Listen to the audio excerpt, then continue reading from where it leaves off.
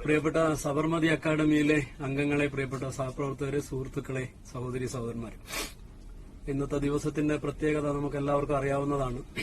ഇന്ന് അടിയന്തരാവസ്ഥയുടെ 50-ാം വാർഷികമാണ്. ആ 50-ാം വാർഷികം ആചരിക്കാൻ ശ്രമിക്കുന്നത്, അല്ലെങ്കിൽ നേരത്തെ സെക്രട്ടറി സൂചിപ്പിച്ചതുപോലെ അത് ആഘോഷിക്കാൻ ശ്രമിക്കുന്നത് ഭരണഘടനയെ കൊന്ന ദിവസം, അല്ലെങ്കിൽ സംവിധാൻ കാ ഹത്യ എന്നാണ് കേന്ദ്രം ഭരിക്കുന്ന ആളുകൾ പറയുന്നത്.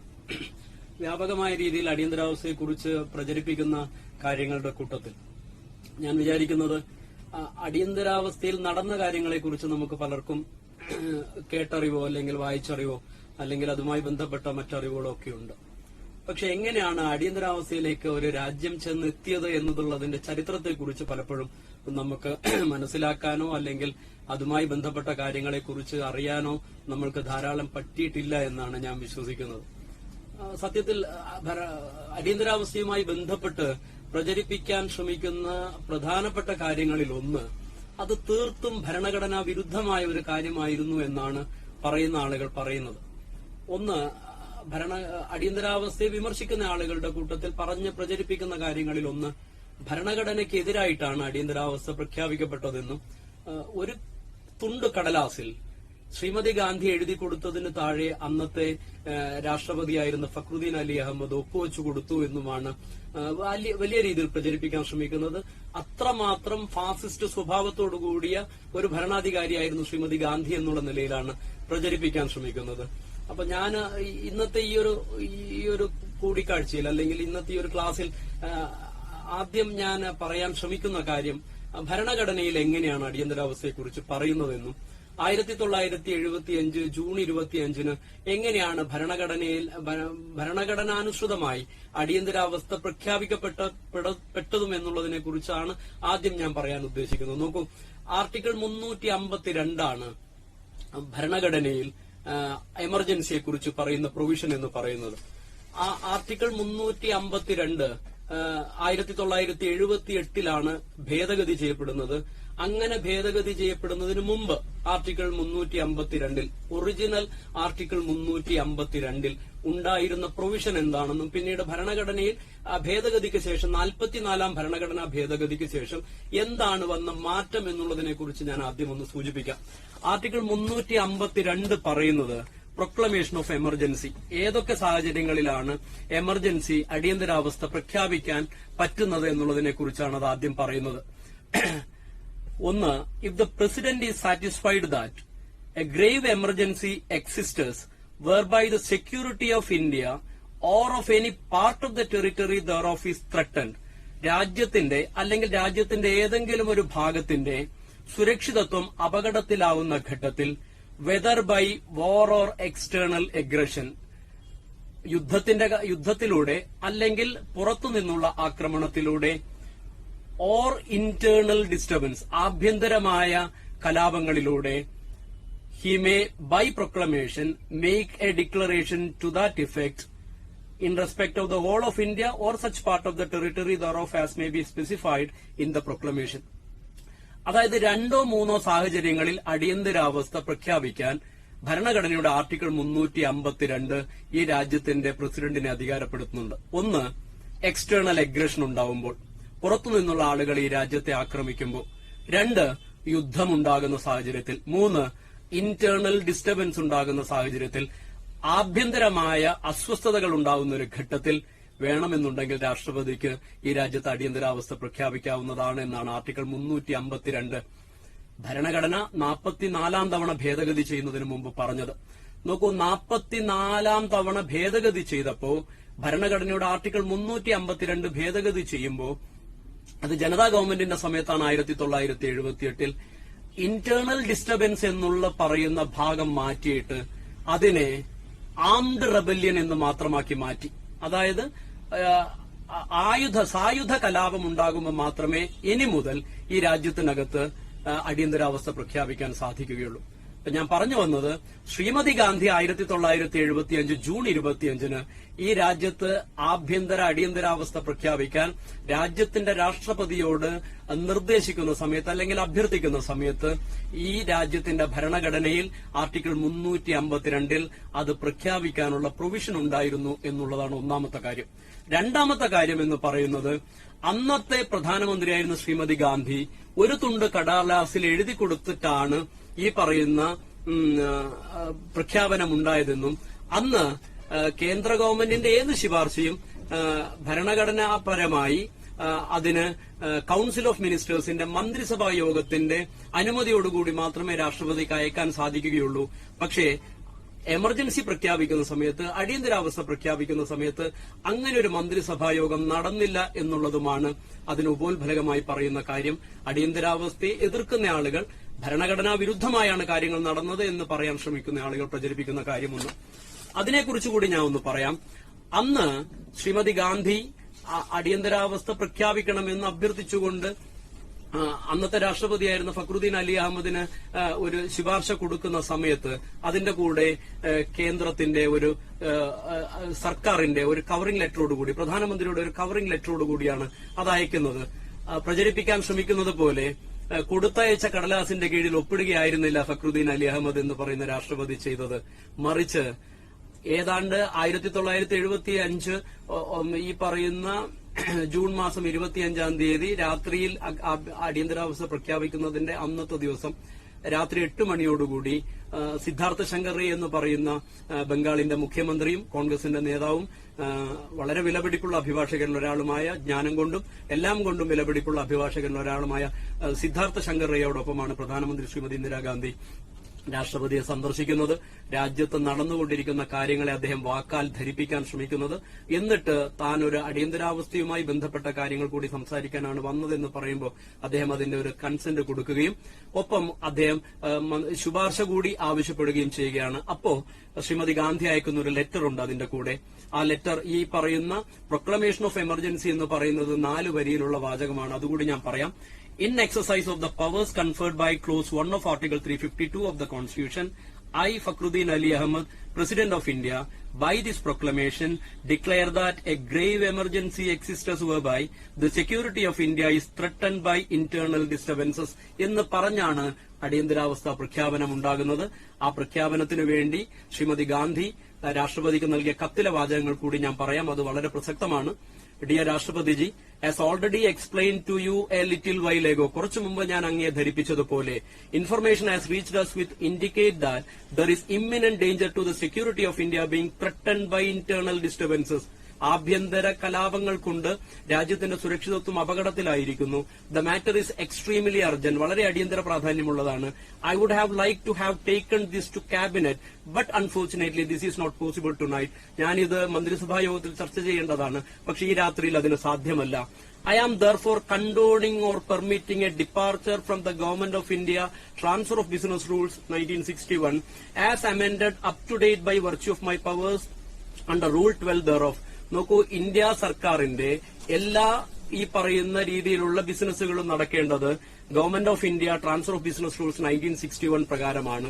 അത് പ്രകാരമാണ് മന്ത്രിസഭാ ശുപാർശയോടുകൂടി വേണം എമർജൻസിയുമായി ബന്ധപ്പെട്ട ശുപാർശ രാഷ്ട്രപതിക്ക് മുമ്പിൽ എത്തേണ്ടത്. പക്ഷെ അതിൽ നിന്ന് ഡീവിയേറ്റ് ചെയ്യാൻ റൂൾ 12 ഒരു സർക്കാരിനെ അനുവദിക്കുന്നുണ്ട് എന്ന് രാഷ്ട്രപതിയെ ഓർമ്മിപ്പിച്ചുകൊണ്ടാണ് ശ്രീമതി ഗാന്ധി ആ കത്തെഴുതുന്നത്. ആ റൂൾ 12 എന്ന് പറയുന്നത് എങ്ങനെയാണ് ഓവർകം ചെയ്യാൻ സാധിക്കുക എന്നുകൂടി ആ റൂൾ 12-നകത്ത് പറയുന്നുണ്ട്. എങ്ങനെയാണ് അതിന് സർക്കാരിനെ അനുവദിക്കുന്നത്? To meet situation of extreme urgency or unforeseen contingency in any particular case, Rule 12 of the Government of India Rules 61 empowers the Prime Minister to permit or condone a departure from the business rules. Business റൂൾസിൽ നിന്ന് മാറാനോ അതിൽ നിന്ന് മാറ്റപ്പെടാനോ rule 12 പ്രകാരം എന്തെങ്കിലും തരത്തിലുള്ള ഒരു extreme contingency വരികയാണെങ്കിൽ സാധിക്കുമെന്ന് റൂൾ 12 പറയുമ്പോൾ അതിന്റെ ഒരു അഡ്വാൻറ്റേജ് എടുത്തുകൊണ്ടാണ് അന്ന് ഇങ്ങനെ ഒരു ശുപാർശ രാഷ്ട്രപതിയുടെ മുമ്പിലേക്ക് എത്തുന്നതും രാഷ്ട്രപതി ഫക്രുദ്ദീൻ അലി അഹമ്മദ് മന്ത്രിസഭയുടെ ശുപാർശ ഇല്ലാതെ തന്നെ എമർജൻസി ഡിക്ലെയർ ചെയ്യുന്നതും തൊട്ടു പിറ്റേ ദിവസം 26-ാം തീയതി അതിരാവിലെ ചേർന്ന മന്ത്രിസഭാ യോഗം ഇതിന് റാറ്റിഫൈ ചെയ്തുകൊണ്ടുള്ള ഒരു തീരുമാനമെടുക്കുന്നത് എന്നുകൂടി നമ്മൾ അറിയണം. അപ്പൊ നമ്മൾ പറഞ്ഞു വരുന്നത് ഈ രീതിയിൽ 2 പ്രധാനപ്പെട്ട ആരോപണങ്ങൾ അടിയന്തരാവസ്ഥ ഡെമോക്രസിയുമായി ബന്ധപ്പെട്ട് ഈ രാജ്യത്ത് പ്രചരിപ്പിക്കാൻ ശ്രമിക്കുന്ന ആളുകൾ പ്രചരിപ്പിക്കുന്നത് ഭരണഘടനയുടെ ആർട്ടിക്കിളുകൾക്ക് വിരുദ്ധമായാണ് അടിയന്തരാവസ്ഥ പ്രഖ്യാപിക്കപ്പെട്ടത് എന്നുള്ളത് ആർട്ടിക്കിൾ 352 വയലേഷൻ ആണെന്ന് പറഞ്ഞ് പ്രചരിപ്പിക്കാൻ ശ്രമിക്കുമ്പോൾ അങ്ങനെയല്ല എന്നും ഒരുപക്ഷെ ഇപ്പോ ഭരണഘടനയുടെ ആർട്ടിക്കിൾ 352 വായിക്കുന്ന ഒരാൾക്ക് തോന്നും ഇന്റേണൽ ഡിസ്റ്റർബൻസ് എന്ന് അതിൽ അവിടെ കാണില്ല 352 കാരണം അത് 1978 44 ഭരണഘടനാ ഭേദഗതി പ്രകാരം ഭരണഘടന ഭേദഗതി ചെയ്യപ്പെട്ടതുകൊണ്ട് അത് കാണില്ല. പക്ഷേ അതിനു മുമ്പ് 78 മുമ്പുള്ള ഭരണഘടനയുടെ ഒറിജിനൽ ടെക്സ്റ്റ് എടുത്തു കഴിഞ്ഞാൽ ഈ പറയുന്ന ഇന്റേണൽ ഡിസ്റ്റർബൻസ് എന്ന് പറയുന്ന വാചകം അതിനകത്ത് കാണും എന്നുള്ളത് കൂടി നമ്മൾ അറിയണം. ഒപ്പം ഈ റൂൾ 12ന്റെ അഡ്വാൻറ്റേജ് എടുത്തുകൊണ്ടാണ് ഇങ്ങനെ ഒരു എമർജൻസി പ്രഖ്യാപിക്കപ്പെട്ടത് എന്നുള്ള കാര്യം കൂടി നമ്മൾ മനസ്സിലാക്കി കഴിഞ്ഞാൽ തീർത്തും ഭരണഘടനാനുസൃതമായാണ് അന്ന് എമർജൻസി പ്രഖ്യാപിക്കപ്പെട്ടത് എന്നുള്ള കാര്യം നമ്മൾ ഓർക്കണം. പിന്നെ ഒരു ദിവസം രാത്രി ഇരുട്ടി വെളുക്കുമ്പോഴല്ല ശ്രീമതി ഗാന്ധിക്ക് തോന്നുന്നത് എന്റെ രാജ്യത്തിനകത്ത് നാളെ എമർജൻസി പ്രഖ്യാപിക്കണമെന്ന് തോന്നുന്നത്. നമ്മൾ അതിനു മുമ്പുള്ള ഒരു രാഷ്ട്രീയ സാഹചര്യം കൂടി അനലൈസ് ചെയ്യാൻ ശ്രമിക്കുമ്പോഴാണ് നമ്മൾക്ക് അടിയന്തരാവസ്ഥ പ്രഖ്യാപിക്കപ്പെടാനുണ്ടായ മൂർത്തമായ ചില രാഷ്ട്രീയ സാഹചര്യങ്ങൾ ഈ രാജ്യത്തിനകത്തുണ്ടായിരുന്നു എന്നുള്ളത് കൂടി നമ്മൾ മനസ്സിലാക്കേണ്ടത്. തീർത്തും അപ്രതീക്ഷിതമായാണ് ശ്രീമതി ഗാന്ധി ഇന്ത്യയുടെ പ്രധാനമന്ത്രി പദത്തിലേക്ക് 1966 ജനുവരി മാസം 24 വരുന്നതെന്ന് നമ്മൾ ഓർക്കണം. നെഹ്റുവിന്റെ മരണത്തിന് ശേഷം ശ്രീമതി ഗാന്ധിയിലേക്കല്ല അധികാരം പോകുന്നത്, പ്രധാനമന്ത്രി പദത്തിന്റെ അധികാരം പോകുന്നത്, മറിച്ച് ശാസ്ത്രിജിയിലേക്കാണ്. അദ്ദേഹം താഷ്കന്റിൽ വെച്ച് നമ്മുടെ ഇന്ത്യ പാകിസ്ഥാൻ യുദ്ധത്തിന്റെ കരാർ ഒപ്പിട്ടതിനു ശേഷം അവിചാരിതമായി മരണത്തിലേക്ക് നടന്നു പോയപ്പോഴാണ് ശ്രീമതി ഗാന്ധിയിലേക്ക് അന്നത്തെ പ്രധാനമന്ത്രി പദത്തിന്റെ അധികാരം വരുന്നത് എന്നുള്ളത് കൂടി നമ്മൾ ഓർക്കണം. 1964 ജനുവരി മാസം 24 ശ്രീമതി ഗാന്ധി ഇന്ത്യയുടെ പ്രധാനമന്ത്രി അധികാരമേൽക്കുന്നത്. നമ്മൾ ആലോചിക്കേണ്ടത് നമ്മളുടെ മുതിർന്ന രാഷ്ട്രീയ തലത്തിൽപ്പെട്ട ആളുകളുടെ എല്ലാം അന്നത്തെ ഒരു സങ്കല്പം എന്ന് പറയുന്നത് തീർത്തും ഓർത്തഡോക്സിക്കലായ ഒരു സങ്കല്പം ഉണ്ടായിരുന്നു. ഒരു സ്ത്രീ ഈ രാജ്യത്തിന്റെ പ്രധാനമന്ത്രി പദത്തിലേക്ക് എത്തുന്നത് പലപ്പോഴും മാനസികമായി അംഗീകരിക്കാൻ പറ്റാത്ത ആളുകൾ ഒരുപാടുണ്ടായിരുന്നു. അന്നത്തെ രാഷ്ട്രീയ നേതൃനിരയിൽ വളരെ ഉന്നത സ്ഥാനത്ത്, അത് പ്രതിപക്ഷത്തായിക്കോട്ടെ ഭരണപക്ഷത്തായിക്കോട്ടെ എന്നുള്ളത് കൂടി നമ്മൾ അറിയണം. ഒപ്പം അവർ ഒരു വിധവ കൂടിയാണെന്ന് പറയുമ്പോൾ അന്നത്തെ ഒരു ഓർത്തഡോക്സിയൻ സങ്കല്പം എന്ന് പറയുന്നത് ഒരു വിധവയ്ക്ക് ഭരണാധികാരം കിട്ടിക്കഴിഞ്ഞാൽ ആ രാജ്യം മുടിഞ്ഞു പോകുമെന്നോ അല്ലെങ്കിൽ ആ രാജ്യം ദുരന്തത്തിലേക്ക് ചെന്നെത്തുമെന്നോ പറയുന്ന ഒരു സങ്കല്പത്തിന്റെ പുറത്ത് ജീവിച്ച ആളുകളുടെ മാനസിക നിലയിൽ നിന്നാണ് നമ്മൾ ഇതിനെക്കുറിച്ച് ആലോചിക്കേണ്ടതെന്ന് അറിയണം. 1966 ജനുവരി മാസം 24 ശ്രീമതി ഗാന്ധി സത്യപ്രതിജ്ഞ ചെയ്യുന്ന അന്നാണ് ഹോമി ജെ ബാബ എന്ന് പറയുന്ന ഇന്ത്യൻ ന്യൂക്ലിയർ സംവിധാനത്തിന്റെ, ഇന്ത്യൻ ആണവ ശാസ്ത്ര മേഖലയുടെ പിതാവ് എന്ന് വിശേഷിപ്പിക്കാവുന്ന ഹോമി ജെ ബാബ ഒരു വിമാനാപകടത്തിൽ 166 പേരോടൊപ്പം മരണപ്പെടുന്നത്, എയർ ഇന്ത്യയുടെ ഒരു വിമാന ക്രാഷിംഗിൽ മരണപ്പെടുന്നത് എന്നുള്ളത് കൂടി അറിയണം. അപ്പോഴാണ് ഈ രാജ്യത്ത് പ്രചരിപ്പിക്കപ്പെട്ട ഒരു കാര്യം. നോക്കൂ, ഒരു വിധവ ഈ രാജ്യത്തിന്റെ അധികാരത്തിലേക്ക് കാലെടുത്തു വെക്കുന്ന അന്ന് ഈ രാജ്യത്തിന്റെ ഏറ്റവും അമൂല്യമായ സമ്പത്തുകളിൽ ഒന്നെന്ന് വിശേഷിപ്പിക്കാവുന്ന ഹോമി ജെ ബാബ മരണപ്പെട്ടിരിക്കുന്നു എന്ന് പറഞ്ഞ് ശ്രീമതി ഗാന്ധിക്കെതിരെ വലിയ രീതിയിലുള്ള പ്രചരണം സംഘടിപ്പിക്കപ്പെട്ടു എന്നുള്ളത് കൂടി നമ്മൾ ഓർക്കണം. 1966 ഓഗസ്റ്റ് 15 ശ്രീമതി ഗാന്ധി തന്റെ ആദ്യത്തെ പ്രധാനമന്ത്രി എന്നുള്ള നിലയിലുള്ള പ്രസംഗം റെഡ് ഫോർട്ടിൽ നടത്തുമ്പോഴാണ് ഡൽഹിയുടെ പരിസര പ്രദേശങ്ങളിൽ ഭൂചലനമുണ്ടാകുന്നതും കുറച്ചുപേർ മരിച്ചു പോകുന്നതും. അപ്പോഴും ഇതേ വിഭാഗത്തിൽപ്പെട്ട ആളുകൾ പറഞ്ഞു പരത്താൻ ശ്രമിച്ചു. നോക്കൂ, ഈ രാജ്യത്തിന്റെ ഏറ്റവും മഹത്തായ ഒരു സുദിനത്തിൽ ഈ രാജ്യത്തിന് ദുരന്തം സംഭവിച്ചിരിക്കുന്നു. ഒരു വിധവ ഈ രാജ്യത്തിന്റെ അധികാരത്തിൽ എത്തിയതുകൊണ്ടാണ് ഇങ്ങനെ സംഭവിച്ചതെന്ന് പറഞ്ഞു പരത്താൻ ശ്രമിച്ച ആളുകളുടെ നടുവിൽ നിന്നുകൊണ്ടാണ് ശ്രീമതി ഗാന്ധി ഈ രാജ്യത്തിന്റെ അധികാരത്തിന്റെ പദത്തിലിരുന്നത് എന്നുള്ളത് കൂടി നമ്മൾ അറിയണം. ഏറ്റവും പ്രധാനപ്പെട്ട കാര്യമെന്ന് പറയുന്നത് 66 ഡോക്ടർ എസ് രാധാകൃഷ്ണന്റെ കാലാവധി അവസാനിച്ചു കഴിഞ്ഞപ്പോൾ ഈ രാജ്യത്ത് ഒരു പുതിയ രാഷ്ട്രപതിയെ തെരഞ്ഞെടുക്കപ്പെടേണ്ട ഒരു ഘട്ടം വന്നപ്പോൾ ഡോക്ടർ സാക്കിർ ഹുസൈൻ ആയിരുന്നു അന്ന് ഉപരാഷ്ട്രപതിയായിട്ടുണ്ടായിരുന്നത്. ശ്രീമതി ഗാന്ധിയാണ് ഡോക്ടർ സാക്കിർ ഹുസൈന്റെ പേര് രാഷ്ട്രപതി സ്ഥാനത്തേക്ക് നിർദ്ദേശിക്കുന്നതും ആ നിർദ്ദേശത്തിന്റെ അടിസ്ഥാനത്തിൽ അന്ന് ജസ്റ്റിസ് സുബ്ബറാവു ആയിരുന്നു പ്രതിപക്ഷത്തിന്റെ സ്ഥാനാർത്ഥി. അദ്ദേഹത്തെ തോൽപ്പിച്ച് ഡോക്ടർ സാക്കിർ ഹുസൈൻ ഈ രാജ്യത്തിന്റെ രാഷ്ട്രപതിയായി മാറുന്നത്. പക്ഷെ കുറച്ചു കാലം മാത്രമേ അദ്ദേഹത്തിന് ജീവിച്ചിരിക്കാൻ സാധിച്ചുള്ളൂ രാഷ്ട്രപതി എന്നുള്ള നിലയിൽ. 69 അദ്ദേഹം മരണപ്പെടുന്നു. പുതിയൊരു രാഷ്ട്രപതിയെ തെരഞ്ഞെടുക്കപ്പെടേണ്ട ഒരു ഘട്ടം വന്നപ്പോഴാണ് പുതിയ പ്രശ്നങ്ങൾ ഉടലെടുക്കുന്നത്. ആ ഘട്ടത്തിലാണ് ഇന്ദിരാഗാന്ധി നിർദ്ദേശിക്കുന്ന സ്ഥാനാർത്ഥി എന്ന് പറയുന്നത് ജഗ്ജീവൻ റാം ആയിരുന്നു. നേരെ മറിച്ച് കോൺഗ്രസിന്റെ അധ്യക്ഷനായ കാമരാജ് ഉൾപ്പെടെയുള്ള ആളുകൾ നിർദ്ദേശിക്കുന്ന സ്ഥാനാർത്ഥി, മൊറാർജി ഉൾപ്പെടെയുള്ള ആളുകൾ നിർദ്ദേശിക്കുന്ന സ്ഥാനാർത്ഥി എന്ന് പറയുന്നത് നീലം സഞ്ജീവ റെഡ്ഡിയായിരുന്നു. കോൺഗ്രസിന്റെ ഏറ്റവും സുപ്രധാനമായ ഒരു സെഷൻ ബാംഗ്ലൂരിനകത്ത് നടക്കുന്നു. 1969 ജൂലൈ മാസം 10 മുതൽ 13 വരെ ഏറ്റവും സുപ്രധാനമായ യോഗമെന്ന് ഞാൻ പറയുന്നത് പല രീതിയിലാണ്. രാഷ്ട്രപതി സ്ഥാനാർത്ഥി ആരായിരിക്കണം എന്നുള്ളതിനെ കുറിച്ച് തീരുമാനിക്കാൻ മാത്രമായിരുന്നില്ല. നോക്കൂ, ഈ രാജ്യത്തെ സാധാരണക്കാരായ ആളുകൾക്ക് മുന്നിലേക്ക് ഈ രാജ്യത്തിന്റെ ബാങ്കിംഗ് സംവിധാനത്തെ തുറന്നുകൊടുത്തത്, ഈ രാജ്യത്തെ 14 ബാങ്കുകൾ നാഷണലൈസ് ചെയ്തുകൊണ്ട് ശ്രീമതി ഗാന്ധി 1969 എടുത്ത തീരുമാനമായിരുന്നു എന്ന് നമ്മൾ അറിയണം. ഈ രാജ്യത്തെ വിരലിലെണ്ണാവുന്ന വലിയ മുതലാളിമാരുടെ കൈകളിൽ ഉണ്ടായിരുന്ന കാനറ ബാങ്കും സിൻഡിക്കേറ്റ് ബാങ്കും ബാങ്ക് ഓഫ് ബറോഡയും പഞ്ചാബ് നാഷണൽ ബാങ്കും ഉൾപ്പെടെയുള്ള 14 ബാങ്കുകളെ ദേശസാൽക്കരിക്കാനുള്ള തീരുമാനം 1969 ബാംഗ്ലൂർ സെഷനിലാണ് കോൺഗ്രസ് സ്വീകരിക്കുന്നത്. അത് അവതരിപ്പിച്ചത് ശ്രീമതി ഗാന്ധിയായിരുന്നു എന്ന് നമ്മൾ ഓർക്കണം. ഒപ്പം അവിടെ ഒരു തീരുമാനം കൂടി വന്നു. നീലം സഞ്ജീവ് റെഡ്ഡി വേണോ ജഗ്ജീവൻ റാം വേണോ എന്നുള്ള തീരുമാനത്തിന് പാർലമെന്ററി പാർട്ടിക്കകത്ത് കോൺഗ്രസിനകത്ത് വോട്ടെടുപ്പ് നടന്നപ്പോൾ ഒറ്റ വോട്ടിന് ജഗ്ജീവൻ റാം കോൺഗ്രസിന്റെ പാർലമെന്ററി പാർട്ടിക്കകത്ത് പരാജയപ്പെടുന്നു. നീലം സഞ്ജീവ് റെഡ്ഡി വരുന്നു എന്നുള്ള ഘട്ടം വരുന്നു. കോൺഗ്രസിൽ ആദ്യത്തെ പിളർപ്പ് 1969 നടക്കുന്നു. നമ്മൾ അറിയേണ്ടത് നീലം സഞ്ജീവ് റെഡ്ഡിയെ രാഷ്ട്രപതി സ്ഥാനത്തേക്ക് പിന്തുണച്ച ആളുകളുടെ കൂട്ടത്തിൽ ശ്രീമതി ഗാന്ധിയും ഒപ്പുവെക്കുന്നുണ്ട്.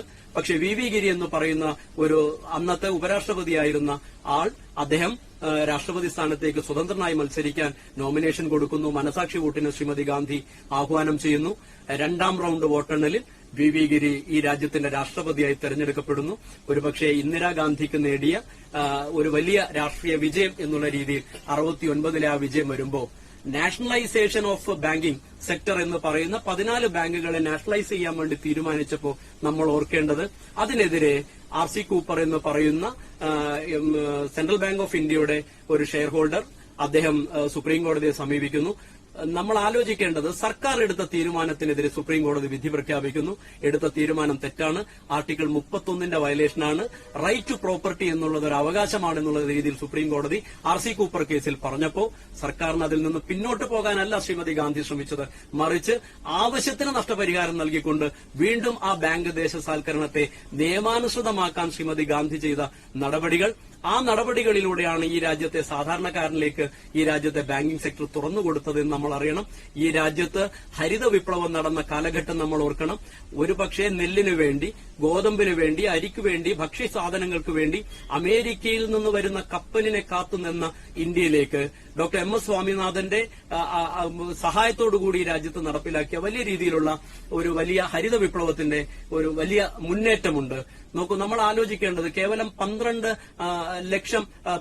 മില്യൺ ടൺ മാത്രമുണ്ടായിരുന്ന ഭക്ഷ്യശേഖരത്തിൽ നിന്ന് 5 വർഷത്തിനുള്ളിൽ 65 നിന്ന് 70 എത്തുമ്പോൾ ഈ രാജ്യത്തിന്റെ ഭക്ഷ്യശേഖരം 20 മില്യൺ ടണ്ണിലേക്ക് എത്തിക്കാൻ സാധിച്ച ഹരിത വിപ്ലവം നടക്കുന്നത് ഈ ബാങ്കിംഗ് നാഷണലൈസേഷന്റെ സഹായത്തോടു കൂടിയായിരുന്നു എന്നുള്ളതുകൂടി നമ്മൾ അറിയണം. ഒപ്പം നമ്മൾ ഇന്ന് കാണുന്ന കേരള ഗ്രാമീൺ ബാങ്കുകളെ കുറിച്ച് നമ്മളിപ്പോൾ കേൾക്കുന്നു. അതിന്റെ നേരത്തെയുള്ള പേര് നോർത്ത് മലബാർ ഗ്രാമീൺ ബാങ്ക് എന്നായിരുന്നു നമ്മളുടെ നാട്ടിനകത്ത്. കുറെ കൂടി തെക്കോട്ടേക്ക് പോകുമ്പോൾ, മലപ്പുറത്തിനപ്പുറത്തേക്ക് പോകുമ്പോൾ അത് സൗത്ത് ഗ്രാമീൺ ബാങ്കുകളായി മാറുന്നു. അപ്പൊ അങ്ങനെ വരുന്ന ആ ഒരു ബാങ്കിംഗ് സെക്ടറും ഗ്രാമീൺ ബാങ്കുകൾ എന്ന് പറയുന്ന സങ്കല്പം 1976 അടിയന്തരാവസ്ഥയുടെ ഭാഗമായി വന്നൊരു സങ്കല്പം കൂടിയാണ്. ആ കാലഘട്ടത്തിൽ ബാങ്കിംഗ് സെക്ടറുകൾ സാധാരണക്കാരനിലേക്ക് വലിയ രീതിയിലുള്ള വായ്പ കൊടുക്കാനുള്ള ഒരു സംവിധാനത്തിലേക്ക് എത്തിക്കാൻ കൂടി എടുത്ത നടപടികളുടെ ഭാഗമായിരുന്നു എന്നുകൂടി നമ്മൾ അറിയണം. ഇപ്പൊ നീലം സഞ്ജീവ് റെഡ്ഡി തോൽക്കുകയും വി ഗിരി ജയിക്കുകയും ചെയ്ത ഒരു രാഷ്ട്രീയ സാഹചര്യം വന്നപ്പോൾ ഇന്റർനാഷണൽ കോൺഗ്രസിനകത്ത് ആദ്യത്തെ പിളർപ്പ് വരുന്നു.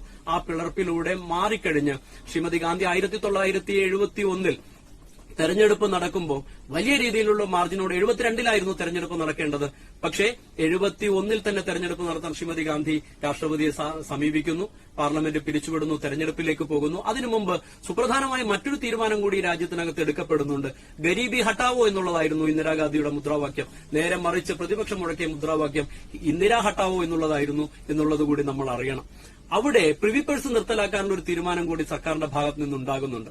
ആ പ്രിവി പേഴ്സ് നിർത്തലാക്കാനുള്ള തീരുമാനമുണ്ടായപ്പോൾ ഈ രാജ്യത്തെ 565 നാട്ടുരാജ്യങ്ങൾക്ക് നൽകിക്കൊണ്ടിരുന്ന, ഈ രാജ്യത്തിന്റെ സമ്പത്തിൽ നിന്ന് നൽകിക്കൊണ്ടിരുന്ന വിഹിതമാണ് പ്രിവി പേഴ്സിലൂടെ നിർത്തലാക്കാൻ സർക്കാർ തീരുമാനിച്ചപ്പോൾ മാധവറാവ് സിന്ധ്യയാണ് അതിനെതിരെ സുപ്രീം കോടതിയിലേക്ക് പോകുന്നത്. സുപ്രീം കോടതി അതിനകത്തും സർക്കാരിനെതിരെ വിധി പറഞ്ഞു.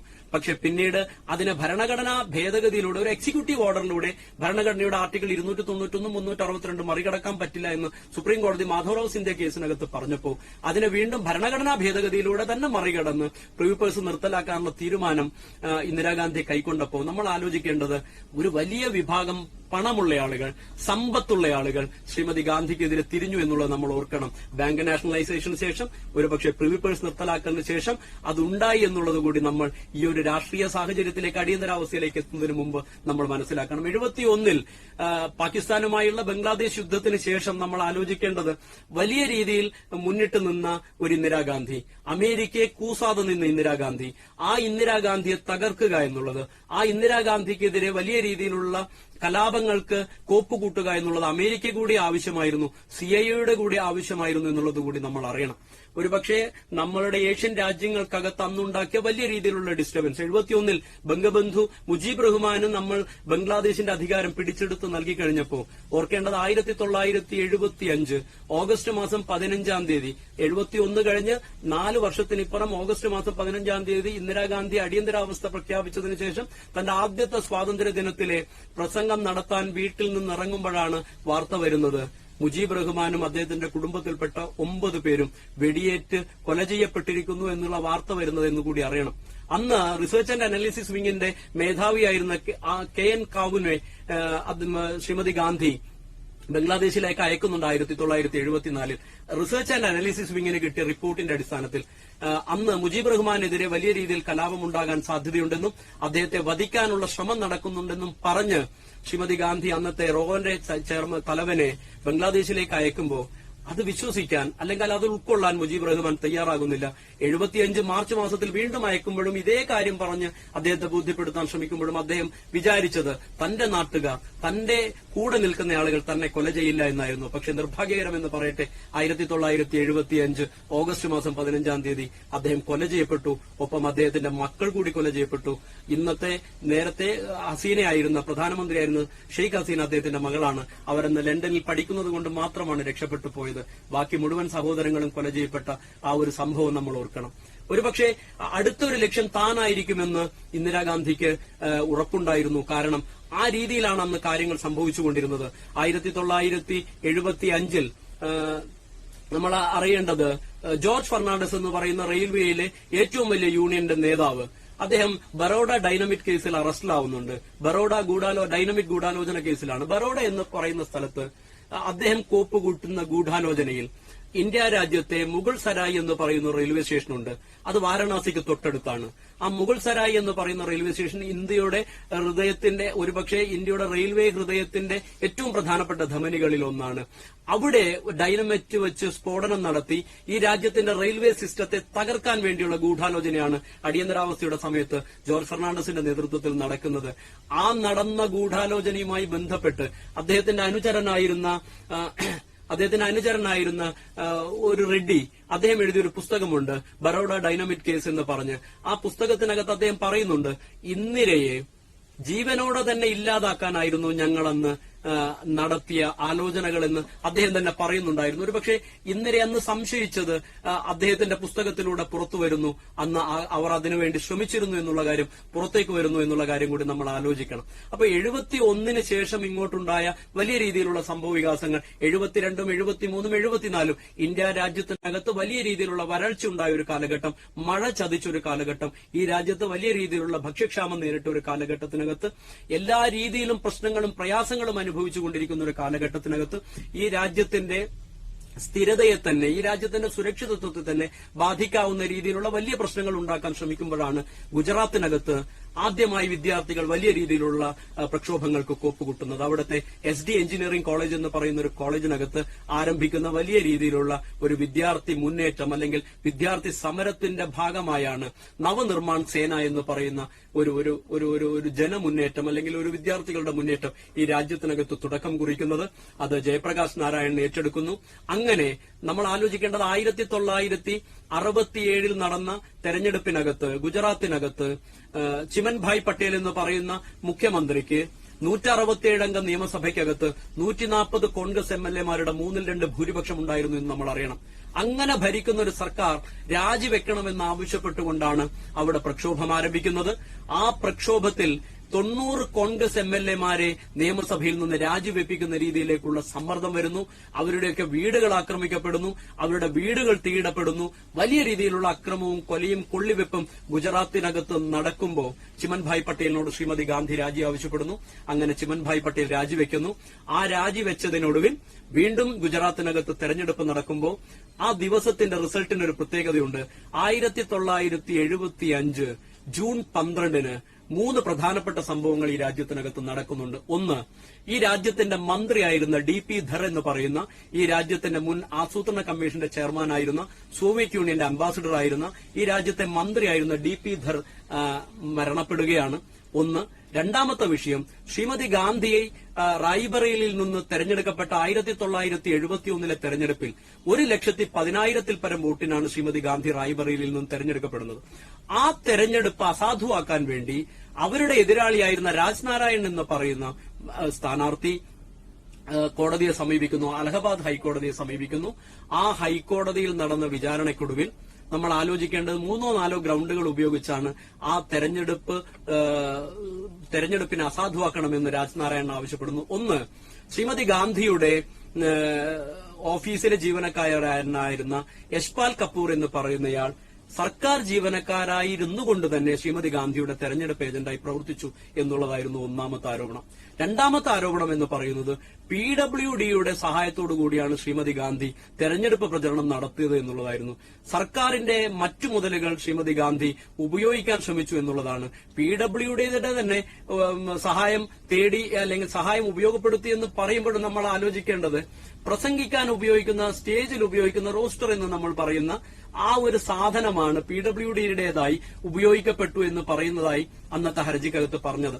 ഇങ്ങനെയുള്ള 3-4 ഗ്രൗണ്ടുകളിൽ കൊടുത്ത ഹർജിയുടെ വിചാരണയ്ക്കൊടുവിൽ അലഹബാദ് ഹൈക്കോടതിയിലെ ജസ്റ്റിസ് സിൻഹ ശ്രീമതി ഗാന്ധിയുടെ തെരഞ്ഞെടുപ്പ് അസാധുവാക്കി പ്രഖ്യാപിക്കുന്നതും ശ്രീമതി ഗാന്ധിക്ക് 6 വർഷത്തെ തെരഞ്ഞെടുപ്പിൽ മത്സരിക്കാനുള്ള അയോഗ്യത കൽപ്പിക്കുകയും ചെയ്യുകയാണ് 2 ഗ്രൗണ്ടുകളുടെ പുറത്ത്. ഒന്ന്, യശ്പാൽ കപൂർ എന്ന് പറയുന്ന മനുഷ്യൻ ഇന്ദിരാഗാന്ധിയുടെ സ്റ്റാഫായിരുന്നുകൊണ്ട് തെരഞ്ഞെടുപ്പ് പ്രവർത്തനത്തിൽ ഇന്ദിരാഗാന്ധിയെ സഹായിച്ചു എന്നുള്ളത് ഒന്നാമത്തെ കുറ്റം.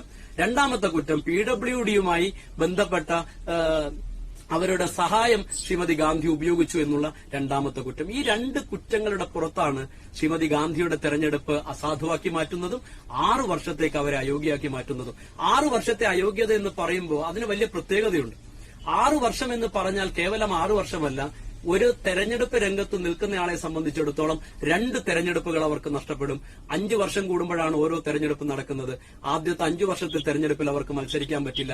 രണ്ടാമതൊരു തെരഞ്ഞെടുപ്പ് വന്നാൽ 6ാമത്തെ വർഷവും അവർക്ക് മത്സരിക്കാൻ പറ്റില്ല. കാരണം 6 വർഷത്തേക്കാണ് അവരെ അയോഗ്യയാക്കിയിരിക്കുന്നത്. തത്വത്തിൽ പറഞ്ഞാൽ 10 വർഷത്തേക്ക് ശ്രീമതി ഗാന്ധിക്ക് ഇന്ത്യൻ രാഷ്ട്രീയത്തിൽ നിന്ന് മാറി നിൽക്കേണ്ട, പാർലമെന്ററി രാഷ്ട്രീയത്തിൽ നിന്ന് മാറി നിൽക്കേണ്ട ഒരു വിധി ജൂൺ 12-ന് കൊടുത്തപ്പോ അത്രമാത്രം വലിയൊരു കുറ്റമാണോ ശ്രീമതി ഗാന്ധി ചെയ്തത് എന്നുള്ളത് കൂടി നമ്മൾ ഇപ്പൊ ആലോചിക്കുമ്പോൾ പിന്തിരിഞ്ഞു നിന്ന് നമ്മൾ ആലോചിക്കുമ്പോൾ നമ്മൾ ഓർക്കേണ്ടതാണ്.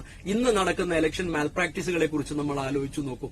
ഇങ്ങനെല്ലാം നടക്കുന്ന ഒരു രാജ്യത്തിനകത്ത് 75 ജൂൺ 12-ന് ശ്രീമതി ഗാന്ധിയുടെ തെരഞ്ഞെടുപ്പ് റദ്ദാക്കിക്കൊണ്ട് അലഹബാദ് ഹൈക്കോടതി പ്രഖ്യാപിക്കുന്ന വിധി ഗാന്ധിയെ വലിയ രീതിയിലൊന്നും അലട്ടുന്നില്ല ശ്രീമതി ഗാന്ധിയെ സംബന്ധിച്ചിടത്തോളം. കാരണം ജെ വെങ്കൽ റാവു എന്ന് പറയുന്ന ആന്ധ്രയുടെ അന്നത്തെ മുഖ്യമന്ത്രി, അദ്ദേഹം നീലം സഞ്ജീവ് റെഡ്ഡി ആന്ധ്രാപ്രദേശിൽ നിന്നുള്ളയാളാണ്.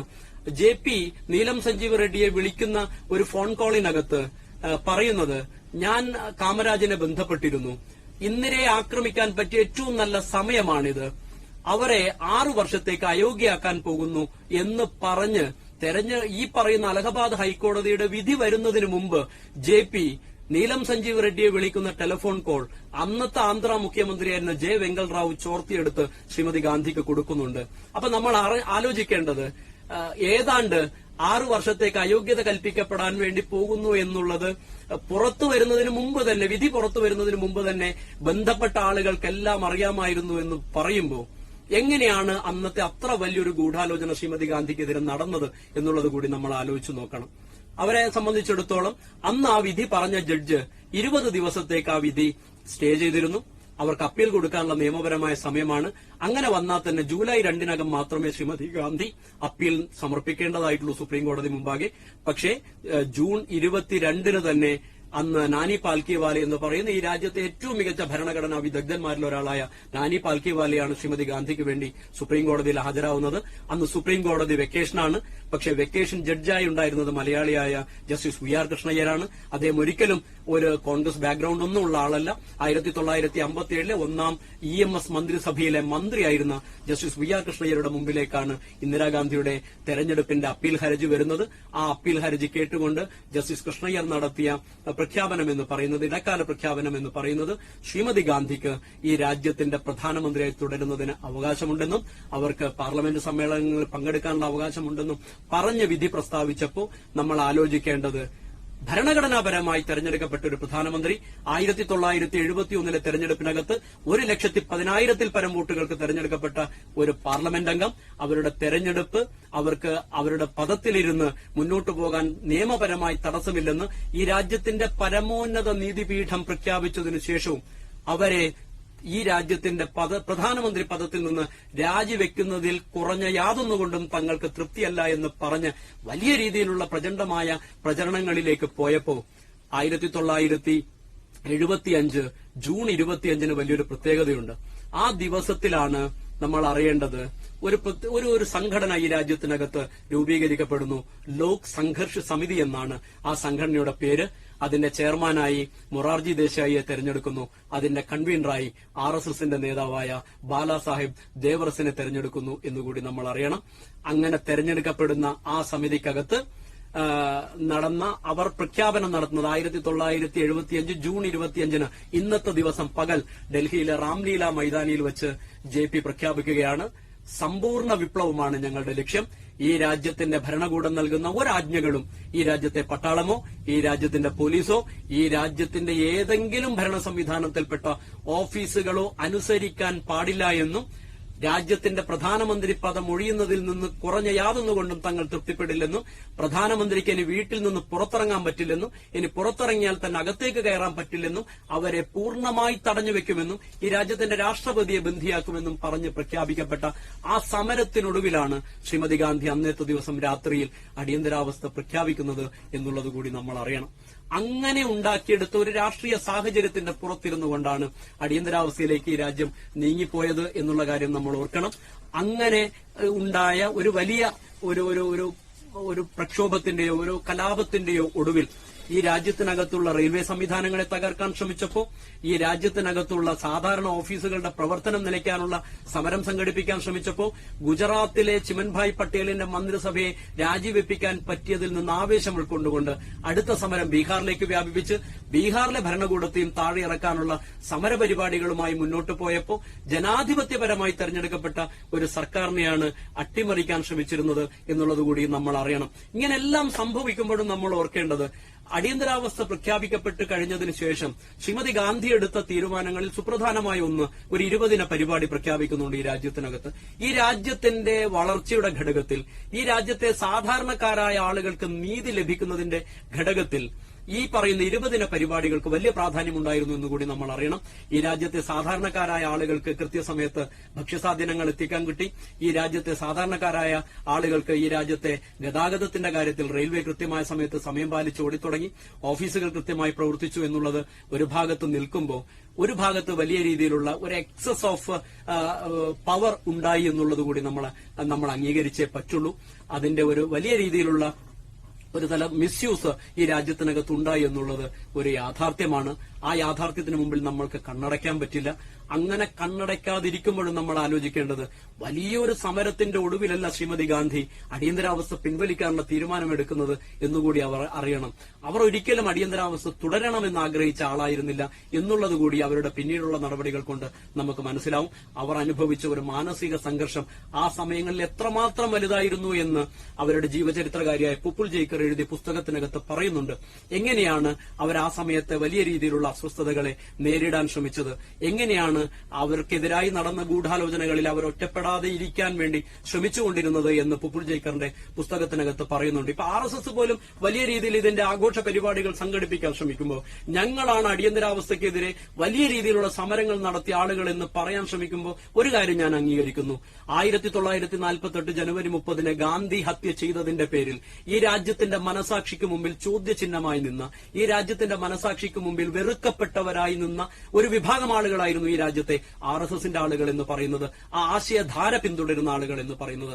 അവർക്ക് മാന്യതയുടെ മുഖം മൂടി അണിയാനുള്ള അവസരം കൊടുത്തത് അടിയന്തരാവസ്ഥയ്ക്ക് മുമ്പുള്ള വലിയ രീതിയിലുള്ള പ്രക്ഷോഭങ്ങളിൽ അവരെ കൂടി കൂട്ടിക്കൊണ്ട് ഈ രാജ്യത്തെ പ്രതിപക്ഷ മുന്നണികൾ നടത്തിയ, പാർട്ടികൾ നടത്തിയ ഒരു മുന്നേറ്റമായിരുന്നു എന്നുള്ളത് നമുക്ക് മറക്കാൻ സാധ്യമല്ല. പക്ഷേ അപ്പോഴും നമ്മൾ ആലോചിക്കേണ്ടത്, സ്വാതന്ത്ര്യ സമരത്തിന്റെ കാലഘട്ടത്തിൽ എങ്ങനെയാണോ ഈ പറയുന്ന RSS ആശയങ്ങൾ പിന്തുടരുന്ന നേതാക്കന്മാർ, സവർക്കർ ഉൾപ്പെടെയുള്ള ആളുകൾ ബ്രിട്ടീഷുകാരോട് മാപ്പിരന്നുകൊണ്ടിരുന്നത്, അതേ രീതിയിൽ തന്നെയാണ് അടിയന്തരാവസ്ഥയുടെ കാലഘട്ടത്തിനകത്ത് RSSന്റെ നേതാക്കന്മാർ ജയിലുകൾക്കകത്ത് അല്ലെങ്കിൽ തടവറയ്ക്കുള്ളിൽ ഇരുന്നുകൊണ്ട്, വീട്ടുതടങ്കലിൽ ഇരുന്നുകൊണ്ട് ശ്രീമതി ഗാന്ധിക്കും കത്തുകൾ എഴുതിക്കൊണ്ടിരുന്നത് എന്നുള്ളത് നമ്മൾ അറിയണം. നോക്കൂ, ശ്രീനാഥ രാഘവൻ എഴുതിയ ഒരു പുസ്തകമുണ്ട്, 2025 പുറത്തിറങ്ങിയ പുസ്തകം, Indira Gandhi and the years that transformed India എന്ന് പറയുന്ന പുസ്തകമാണ്. ആ പുസ്തകത്തിലെ 213 പേജിലെ ചില വാചകങ്ങൾ ഞാൻ വായിക്കാം. RSS സുപ്രീമോ Balasaheb Devaras was arrested in Nagpur on 30th June 1975.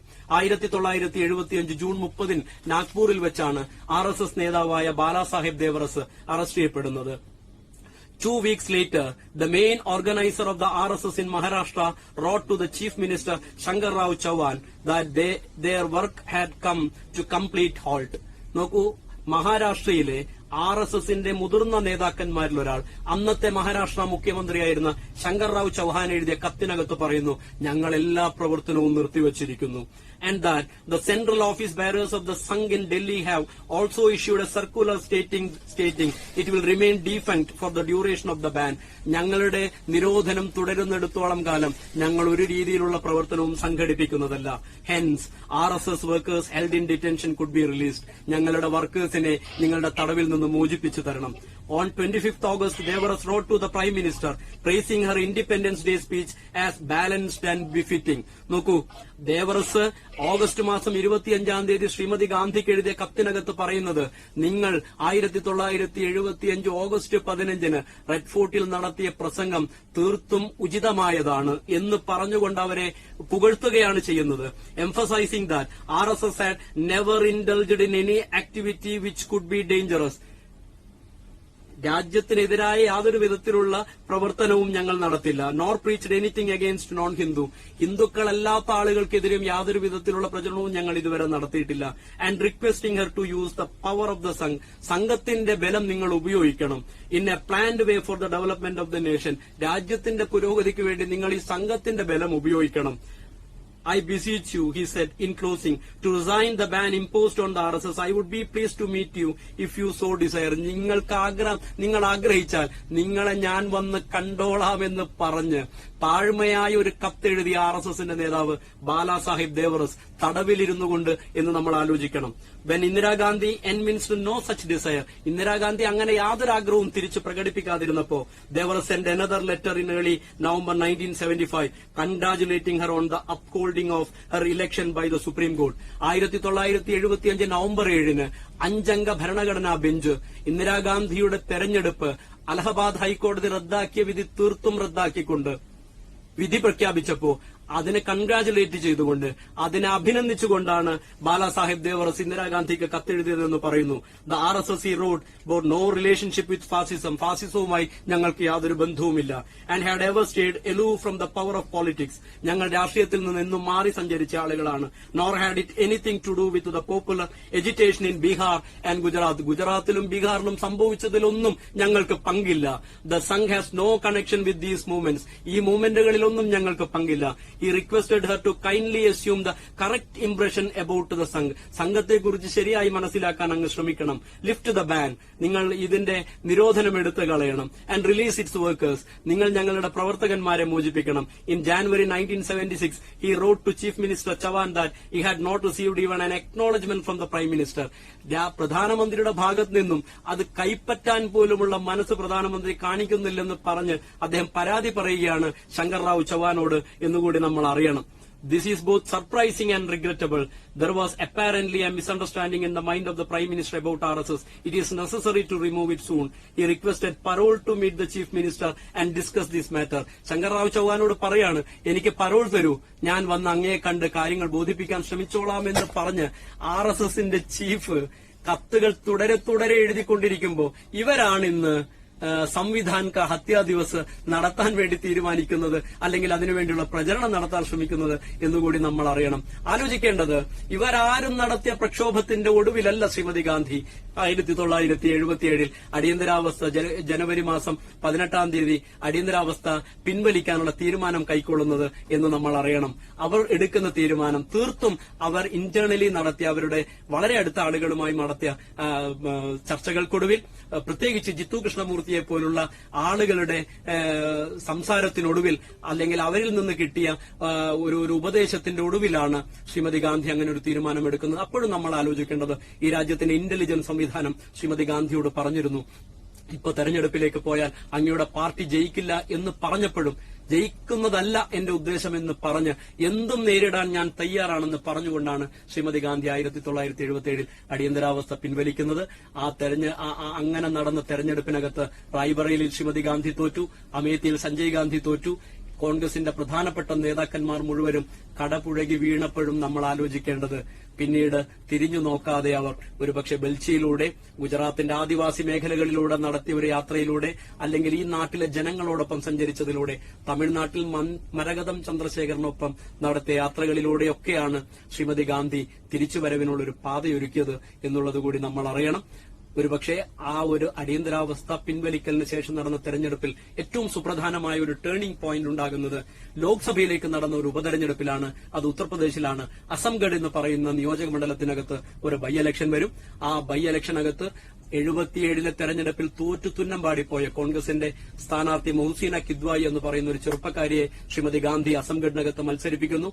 വലിയ വോട്ടുകളുടെ ഭൂരിപക്ഷത്തിൽ അവിടെ അസംഗഡിനകത്ത് മൊഹ്സീന കിദ്വായി എന്ന് പറയുന്ന കോൺഗ്രസിന്റെ സ്ഥാനാർത്ഥി ജയിച്ചു വരുമ്പോൾ കോൺഗ്രസ് തിരിച്ചുവരവിന്റെ പാതയിലാണെന്ന് ഈ നാട്ടിലെ ജനങ്ങൾക്ക് മനസ്സിലാവുന്നു. ജനങ്ങൾ കൂടെ നിൽക്കുന്നു.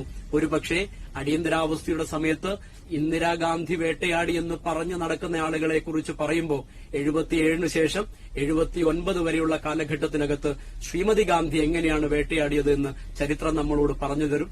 CBI അറസ്റ്റ് ചെയ്ത ശ്രീമതി ഗാന്ധി, രാത്രിയിൽ മജിസ്ട്രേറ്റിന് മുമ്പിൽ ഹാജരാക്കപ്പെട്ട ഗാന്ധി, ആ ശ്രീമതി ഗാന്ധിയെ അന്ന് തന്നെ മജിസ്ട്രേറ്റ് ജാമ്യം നൽകി പറഞ്ഞയക്കുന്നു. പിന്നീട് ഷാ കമ്മീഷന് മുമ്പിൽ തീർത്തും ഒരുപക്ഷെ ഷാ കമ്മീഷന്റെ ഇൻസൾട്ടുകൾക്ക് മുമ്പിൽ ഇരുന്നു കൊടുക്കേണ്ടി വന്ന ശ്രീമതി ഗാന്ധി അതെല്ലാം മറികടന്ന് 1980 ഒരു ഫിനിക്സ് പക്ഷിയെ പോലെ വീണ്ടും അധികാരത്തിലേക്ക് വരുമ്പോൾ ഒരുപക്ഷെ അടിയന്തരാവസ്ഥയിൽ നടന്ന കാര്യങ്ങളിൽ ഒരിക്കലും ന്യായീകരിക്കപ്പെടാൻ പറ്റാത്ത രീതിയിലുള്ള കാര്യങ്ങൾ അടിയന്തരാവസ്ഥയ്ക്കകത്ത് നടന്നു. എക്സസീവ് പവർ അതിനകത്ത് പ്രയോഗിക്കപ്പെട്ടു എന്നുള്ളത് ഒരു യാഥാർത്ഥ്യമാണ്.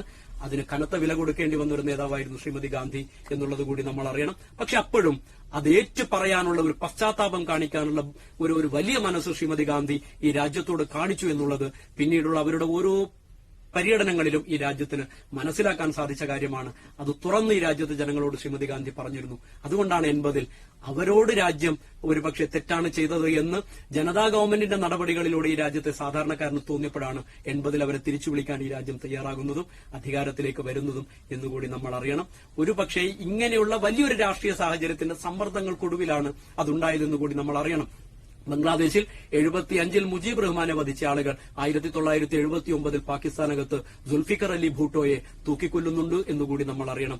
ഈ പറയുന്ന ഏഷ്യ രാജ്യങ്ങൾക്കകത്ത്, മധ്യേഷ്യക്കകത്ത് വലിയ രീതിയിലുള്ള ഒരു പൊളിറ്റിക്കൽ അൺറസ്റ്റ് ഉണ്ടാക്കുക എന്നുള്ളത് അമേരിക്കയുടെ ആസൂത്രിതമായ പദ്ധതിയായിരുന്നു. ഒരുപക്ഷെ അതിനു മുമ്പിൽ പിടിച്ചു നിൽക്കാൻ സാധിച്ചൊരു ഭരണാധികാരി എന്നുള്ള നിലയിലായിരിക്കും ചരിത്രം ശ്രീമതി ഗാന്ധി അടയാളപ്പെടുത്തുക. ഒരുപക്ഷെ ജനാധിപത്യത്തിനകത്ത് ഒരു ചെറിയ അപഭ്രംശമുണ്ടായി എന്നുള്ളത് ചരിത്രത്തിൽ അടിയന്തരാവസ്ഥ അടയാളപ്പെടുത്തപ്പെടുന്നത് അങ്ങനെയായിരിക്കും. പക്ഷെ അപ്പോഴും ആ അടിയന്തരാവസ്ഥയിൽ പറ്റിയ തെറ്റുകൾ തിരുത്തിക്കൊണ്ട് ഈ രാജ്യത്തിന്റെ ജനാധിപത്യ സംവിധാനത്തിനകത്തുകൂടി തന്നെ അധികാരത്തിലേക്ക് വരാൻ ഒരു രാഷ്ട്രീയ നേതാവിന് കഴിഞ്ഞിട്ടുണ്ടെങ്കിൽ അത് ശ്രീമതി ഗാന്ധി കാണിച്ച ഏറ്റവും വലിയ വിൽ പവറാണ് എന്നുള്ളത് കൂടി നമ്മൾ അറിയണം. അതിന് രാജ്യം അവരോടൊപ്പം നിന്നു എന്നുള്ളത് കൂടി കൊണ്ടാണ് അടിയന്തരാവസ്ഥ ചരിത്രത്തിനകത്ത് പ്രസക്തമായി മാറുന്നത് എന്നാണ് ഞാൻ വിചാരിക്കുന്നത്. ഇത്രയും സമയം ഈ ക്ലാസ്സിനകത്ത് സംവാദിക്കാനകത്ത് നിങ്ങൾ പ്രസന്റായിരുന്നു എന്നുള്ളത് ഞാൻ വലിയ നന്ദിയോടുകൂടി ഓർക്കാൻ ശ്രമിക്കുന്നു. ഒപ്പം ഇത്രയും സമയം ഇരുന്ന നിങ്ങൾ എല്ലാവരെയും സബർമതി അക്കാദമിക്ക് വേണ്ടി അഭിവാദ്യം ചെയ്തുകൊണ്ട് ഞാൻ അവസാനിപ്പിക്കുന്നു. നന്ദി, നമസ്കാരം, ജയ് ഹിന്ദ്.